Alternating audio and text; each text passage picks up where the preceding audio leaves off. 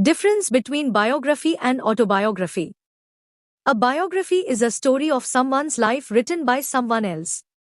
It's like getting a detailed account of a person's life, their achievements, challenges, and impact on the world, but through the eyes of another writer. An autobiography, on the other hand, is a story of a person's life written by that very person. It's as if the person is sharing their own journey, experiences, thoughts, and reflections directly with you, giving you a personal glimpse into their life. Gandhi, Autobiography or the Story of My Experiments with Truth. The Story of My Experiments with Truth is Gandhi's personal narrative, where he takes us on a journey through his life, starting from his childhood in Gujarat, India, moving through his studies in England, his work in South Africa, and finally his return to India, where he became a leader in the struggle for India's independence from British rule. Gandhi talks about his quest to live a life of truth and non-violence. He shares stories about his trials and errors, like his attempts to become a perfect person by being honest, practicing self-discipline, and adhering to a vegetarian diet, among other things. He also explores his efforts to fight injustice through peaceful means, which includes leading protests and campaigns that aimed at improving the lives of Indians, challenging caste discrimination, and seeking harmony between different communities. Throughout the book, Gandhi is open about his failures and how they were crucial in his journey towards understanding and practicing his principles of non-violence and truth. His autobiography isn't just the story of his political activities, it's also a reflection on personal growth, spirituality, and the pursuit of an ethical life. Through his experiments with truth, Gandhi aimed to show that it's possible for anyone to strive for moral integrity and to make a difference in the world around them. Bertrand Russell's autobiography. Bertrand Russell's autobiography, which spans 3 volumes, is a comprehensive and deeply personal account of his life, work, and the development of his philosophical thoughts.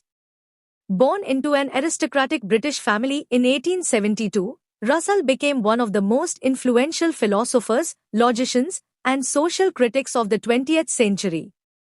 In a simple narrative, Russell's autobiography takes you through his early years, marked by loneliness and family tragedies, which led to his profound interest in mathematics and philosophy.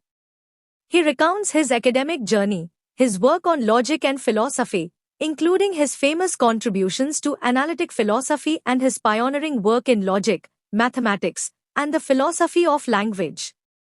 Russell was also a passionate advocate for social reform, peace, and anti-imperialism, which is reflected in his autobiography through his involvement in political activities, his imprisonment during World War I for anti-war activism, and his Nobel Prize in Literature in 1950, awarded in recognition of his varied and significant writings in which he champions humanitarian ideals and freedom of thought.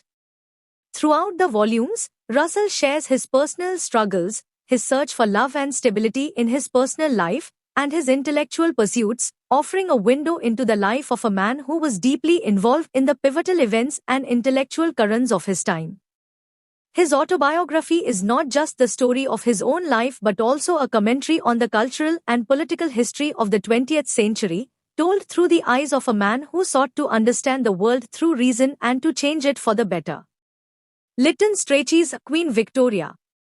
Lytton Strachey's Queen Victoria is a biography that presents a detailed and intimate account of Queen Victoria's life, reign, and the times she lived in.